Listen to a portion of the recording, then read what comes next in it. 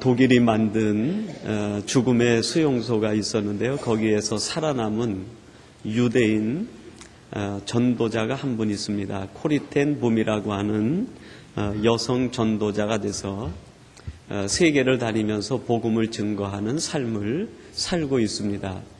이 코리텐 붐 여사가 이런 이야기를 했습니다. 만일 이 세상만 바라본다면 당신은 절망하게 될 것입니다. 만일 당신의 내부만을 들여다본다면 당신은 낙담하게 될 것입니다.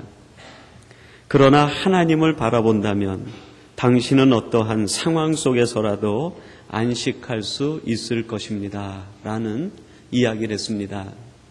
세상을 바라보면 절망밖에 없습니다. 우리 인간을 바라보면 낙담할 것밖에 없습니다. 그러나 하나님을 바라본다고 하면 우리가 어떤 상황, 어떤 조건에 있든지 우리는 거기에서 노래할 수 있고 위로와 소망을 누릴 수 있다고 하는 코리텐 붐 여사의 자기 고백적인 이야기입니다. 내가 만약에 죽음의 수용소에서 세상을 바라봤다고 하면 절망에 빠지고 나는 오늘의 이러한 삶을 살 수 없었을 겁니다라는 고백 아닙니까?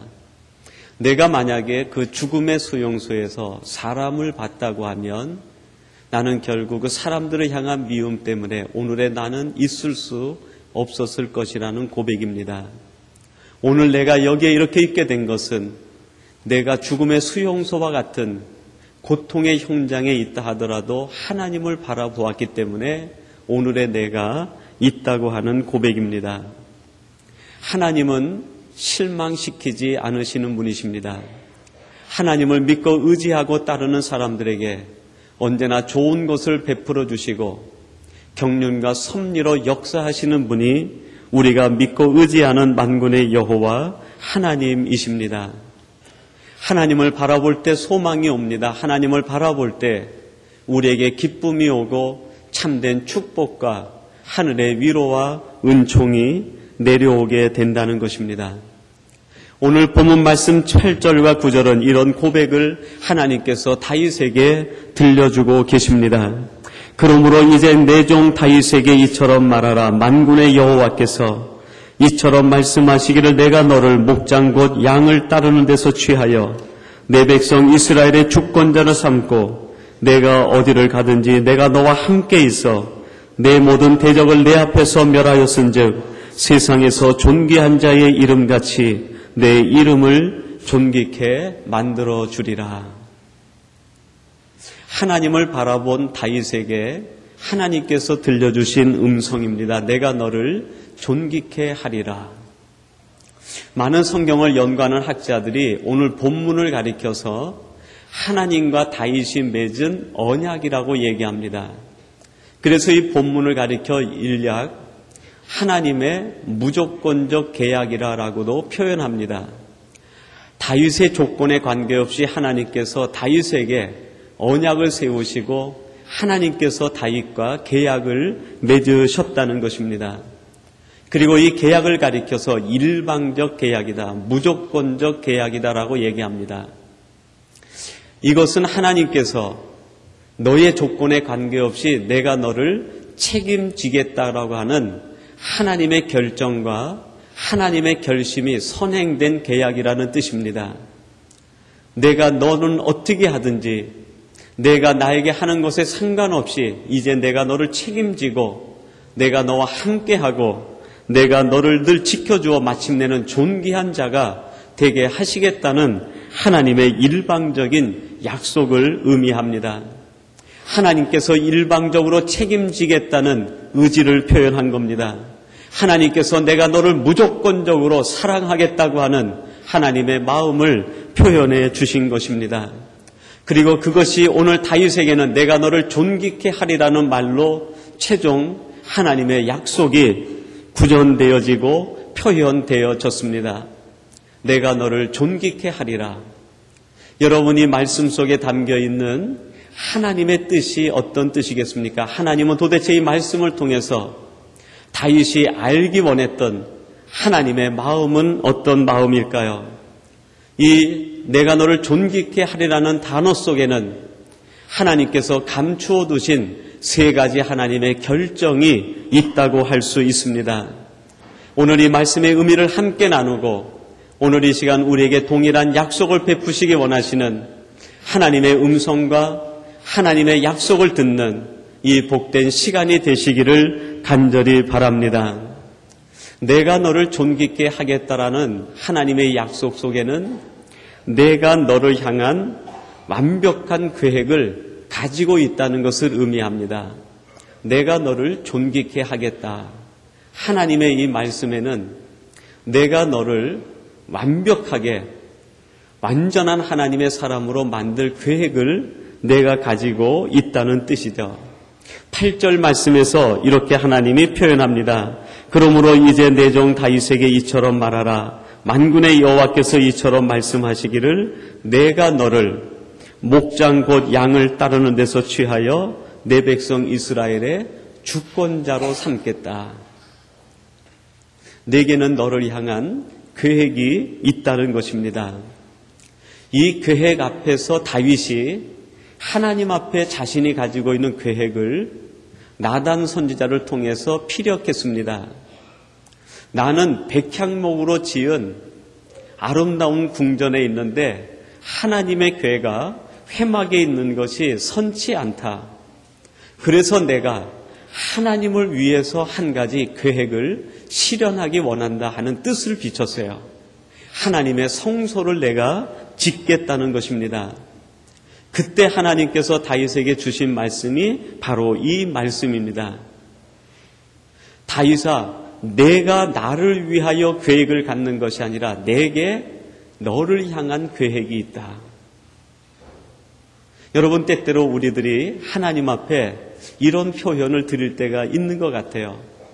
제가 하나님을 위해서 무엇인가 하겠습니다. 내게 하나님을 위한 무엇인가 계획이 있습니다. 이 계획이 이루어지면 하나님의 뜻도 이루어질 것입니다. 다윗이 가지고 있었던 생각이 그 생각이었어요. 내가 아름다운 성소를 건축하면 그 성소를 통해서 하나님의 뜻이 이루어질 것입니다. 그때 하나님께서 다윗에게 주는 음성이 무엇입니까? 다윗아, 내가 하는 그 일 때문에 내 뜻이 이루어지는 것이 아니라 오히려 내가 전폭적으로 내 계획에 순종하고 믿음으로 고백할 때 그 믿음과 순종을 통해서 내 뜻이 이루어지고 내 계획이 이루어질 것이다. 하나님께서 다윗에게 이 음성을 들려줍니다. 너의 계획을 통해서 내 뜻이 이루어지는 것이 아니라 내 뜻이 너의 삶을 이루고 내 뜻이 너를 완벽한 하나님의 사람으로 만들어가게 된다는 것입니다. 이 음성을 듣는 순간 다윗은 그 하나님의 계획에 철저하게 순종하게 되고 철저한 믿음을 보이게 됩니다. 여러분들은 하나님 앞에 어떤 믿음과 순종을 보이십니까? 내가 가지고 있는 계획이 이루어지는 데에 대한 믿음입니까? 아니면 나를 향한 하나님의 계획이 있음을 믿고 하나님께서 나를 쓰시도록 전폭적으로 위탁하는 믿음을 하나님 앞에 드리고 있느냐 하는 것이죠. 잠언 16장 9절에 보면 이런 말씀을 합니다. 사람이 마음으로 자기의 길을 계획할지라도 그 걸음을 인도하는 자는 여호와 신이라. 혹시 여러분들은 여러분의 마음을 쫓아가지는 않습니까? 하나님 말씀하시기를 우리의 마음의 계획을 쫓아가는 것이 아니라 하나님의 인도하심을 쫓는 것이 하나님의 계획을 완벽하게 이루는 지름길이라고 말씀하고 있습니다. 하나님께서 다윗에게 말씀합니다. 다윗아, 너는 다윗 왕국을 꿈꾸지만 나는 너를 통해서 다윗 왕국을 뛰어넘는 메시아 왕국을 나는 계획하고 있다고 말씀하고 있는 것입니다. 다윗은 자신의 헤브론 왕국, 자신이 만든 다윗 왕국, 유다 왕국을 거쳐서 그 나라 끝에 하나님의 나라 메시아 왕국이 이루어진다는 것은 상상도 하지 못했습니다. 그는 바라보지도 못했습니다. 그러나 하나님 말씀하시기를 내가 너를 통해서 다윗 왕국이 아닌 메시아 왕국을 이루기를 원한다. 너를 통해 나의 나라가 이루어지기를 원한다는 것입니다. 여러분, 다윗의 계획은 변할 수 있습니다. 그러나 하나님의 계획은 변하지 않습니다. 다윗의 나라는 무너질 수 있습니다. 그러나 하나님께서 함께 하시는 나라는 결코 무너지지 않을 것입니다. 오늘 이 시간 살아가는 예배를 드리는 주의 백성들이여, 하나님께서 여러분들을 향한 하나님의 계획이 있으심을 믿으시기 바랍니다.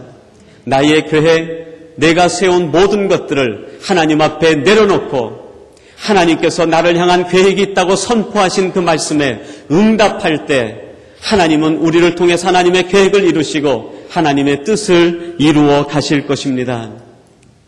하나님께서는 다윗을 존귀케 하시는 그 계획을 하나씩 하나씩 그의 믿음을 쫓아 실현해 나가신 것입니다. 하나님은 우리에게 우리의 계획보다 우리의 믿음을 요구하시는 분인 것을 여러분 다시 한번 하나님 앞에 고백하시고 이 시간 우리의 믿음을 하나님 앞에 드리기 원합니다. 재미있는 그 기독교인들의 유머가 있는데요. 이런 유머가 있습니다. 그 갓 결혼한 며느리가 있는데 시어머니가 그 며느리를 볼 때마다 안타까운 마음이 드는 것이 결혼한 지 수년이 지났는데 아기가 없는 거예요. 그래서 시어머니가 매일 하나님 앞에 기도하다가 하나님께서 한 가지 마음에 스쳐가는 감동을 주셔가지고 교회 목사님을 모셔다가 신방을 한 다음에 목사님께 부탁을 했습니다. 목사님, 우리 며느라기가 결혼한 지 오랜 시간이 지났는데도 아기가 없습니다. 아기를 좀 낳을 수 있도록 기도를 좀 해주세요. 그랬더니 이제 목사님이 예배를 드리고 나서 그 청을 거절하지 못하고요. 그 며느리의 머리에 손을 얹고 이 가정에 아기를 달라고 간절히 기도하는 거예요. 하나님, 아기를 주세요. 생명을 주세요. 하나님 이 가정에 자손을 주세요. 자녀를 주세요. 하고 간절하게 기도를 하는 거예요. 근데 이 며느리가 얼마나 쑥스럽습니까? 그러니까 며느리는 아무 말도 하지 못하고요. 머리만 숙이고 침묵을 지키고 있는데 옆에서 이제 시어머님이 그냥 큰 소리로 아멘을 외치는 거예요. 아멘! 딸을 주세요. 아멘! 아들도 주세요. 아멘! 그렇게 이제 기도를 마치고 목사님이 돌아가셨는데 1년이 지났어요. 1년이 지났는데 시어머니가 아기를 낳았다고 그래요.